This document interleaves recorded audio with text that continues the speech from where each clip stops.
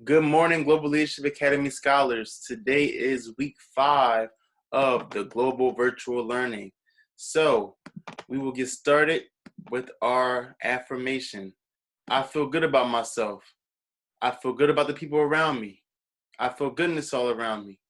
And they will follow me for the rest of my life because I walk with good and I talk with good and I am good. And that feels real good. Good, better, best.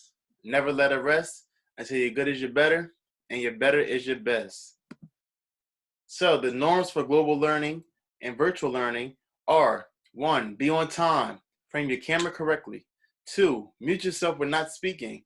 3. Your camera should be on. Wear school-appropriate clothing. 4. Pay attention. Take notes. And 5. Stay on task. The jewel of the month is citizenship. Citizenship is the position or status of being a citizen of a particular country. So I will give a couple moments after I read the quote of the day so that you can respond and tell me what that means to you. Citizenship is the chance to make a difference to the place where you belong. And I'll read that again. Citizenship is the chance to make a difference to the place where you belong.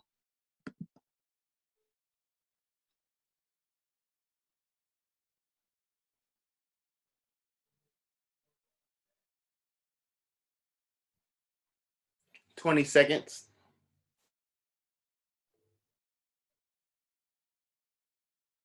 And if you need more time, just make sure that you pause right here so that you can give yourself time to write your thoughts out during this virtual learning. And I will be moving on. So the standard for this week is to cite specific textual evidence to support analysis of primary and secondary sources. Our objective, so by the end of the week, we should be able to say, I can write 5 to 7 sentences on what events led to the Boston Massacre by analyzing the primary and secondary sources using the text provided in the PowerPoint. This is the objective for the week. So by Friday, we should be able to write 5 to 7 sentences on the events, on what events led to the Boston Massacre, using this text, chapter 3, section 4. Now we will begin. Conflict in the colonies. British efforts to raise taxes on colonists sparked protests. Great Britain had to pay for the French and Indian War and for keeping troops in North America to protect the colonists. Parliament passed the Sugar Act in 1764 to tax colonists to make them help pay costs. So they figured that things were getting a little costly. So, like great nations do, that we talked about the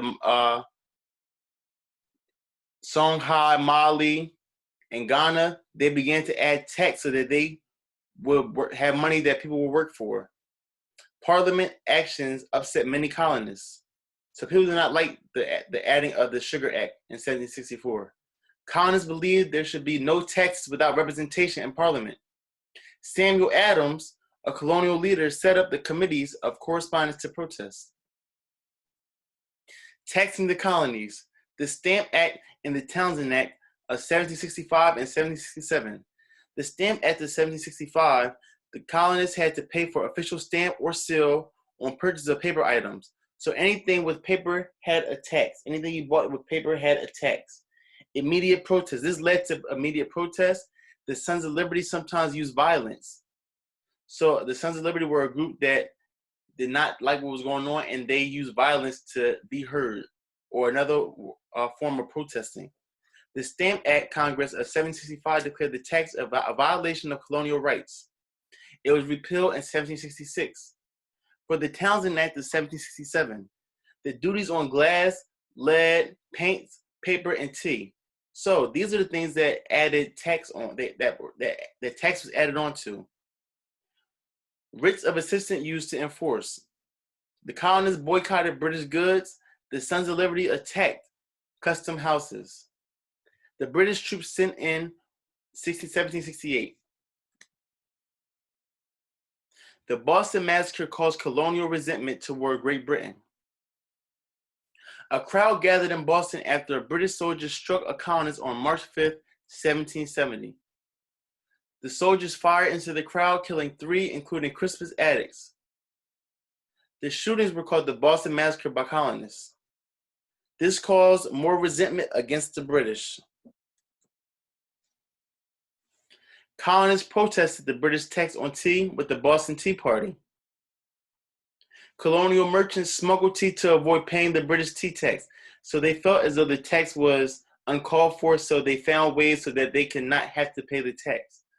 Parliament passed the Tea Act in 1773 to allow the British East India Company to sell a cheap tea to the colonists.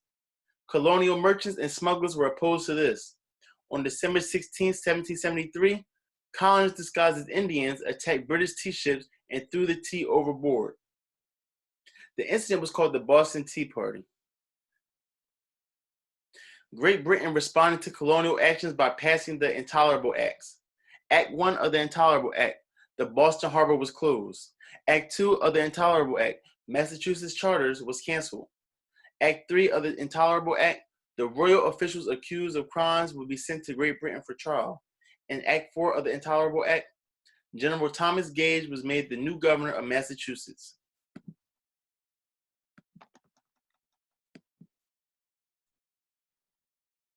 So, by the end, the link that I attached is the actual reading of the chapter. This PowerPoint goes along with that. So by the end of this PowerPoint and by the end of the chapter that you read, you should be able to write 5 to 7 sentences on what led to the Boston Massacre by analyzing the primary and secondary sources using the text provided in the text. And your exit ticket questions. Why did Great Britain raise taxes in its American colonies? And I will give you a chance to answer that question and also pause the video if you need to. Which method of protesting taxes do you think was most successful for colonists and why? And last but not least, what events led to the Boston Massacre? Thank you very much for tuning in and have a great day on purpose.